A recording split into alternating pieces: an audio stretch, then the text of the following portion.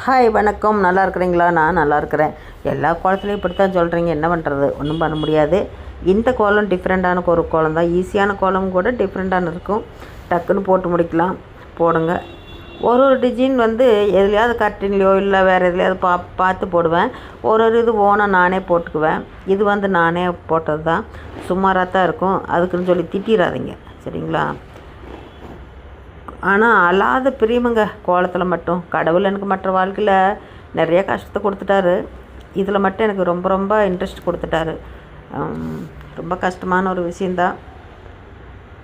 கஷ்டம்னு கோலத்துக்கு இல்லைங்க நான் சொன்னது. எங்கள் அப்பா எங்கள் அம்மா இல்லாமல் போனால் எனக்கு ரொம்ப வலி கொடுக்குது. அந்த வலி என்னால் தாங்கிக்க முடியல. கடவுள் ஏதோ ஒரு வழியில் யாரோ ஒருத்தருக்கு சோதனை கொடுத்துட்டு தான் இருப்பார். நம்மளையும் ஒரு சோதனை கொடுக்குறாரு. பார்ப்போம் எப்படி தான் கடைசியில் கொண்டு வந்து விடுவாங்களோ இல்லையா அப்படின்ட்டு. இது கலர் காம்பினேஷன் கரெக்டாக போட்டோம்னு வச்சுக்கோங்களேன், நல்லாயிருக்கும். கலர் காம்பினேஷன் ஒத்துக்கலைன்னா செட் ஆகாது.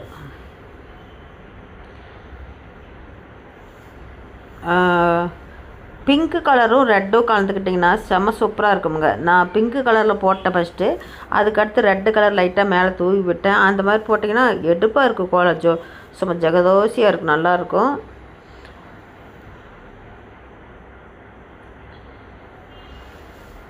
ரொம்ப கொஞ்சம் உடம்பு வலி இல்லாமல் இருந்தால் நிறைய குழம்பு போட்டு வச்சுக்கணுங்க. உடம்பு வலி நத்தினால ஒன்றும் பண்ண முடியாது. என்ன பண்ணுறது? ஏதோ ஒன்று பார்த்து தான் ஆகணும். டக்கு டக்கு டக்கு டக்கு இந்த மொட்டுகள் அரும்பு வைக்கிறேன் பார்த்தீங்களா, அது செம்ம சூப்பராக பிடிக்குமுங்க எனக்கு. ஒருத்தர் சொன்னாங்க எனக்கு, எப்போ பார்த்தாலும் பூவு அந்த மொட்டு, பூவு அந்த மொட்டு அப்படின்னாங்க.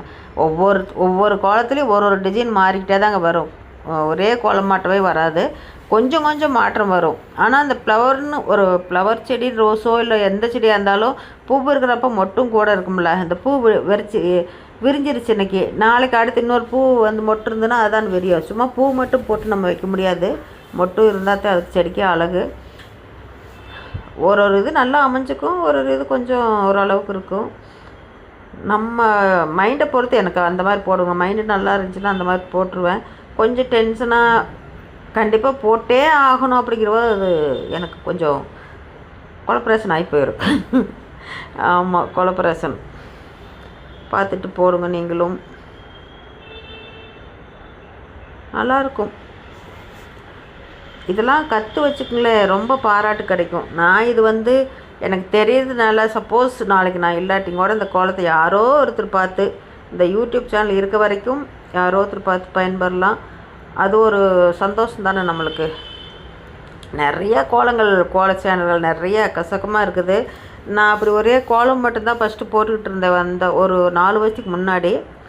அப்புறம் அதுக்கப்புறம் நிப்பாட்டிட்டேன். அதனால் அந்த கோலம் கரெக்டாக போட முடியல, வியூஸ் எதுவும் போகாது இருந்ததுனால நான் இது பண்ணிட்டேன், நிப்பாட்டி வச்சுக்கிட்டேன்.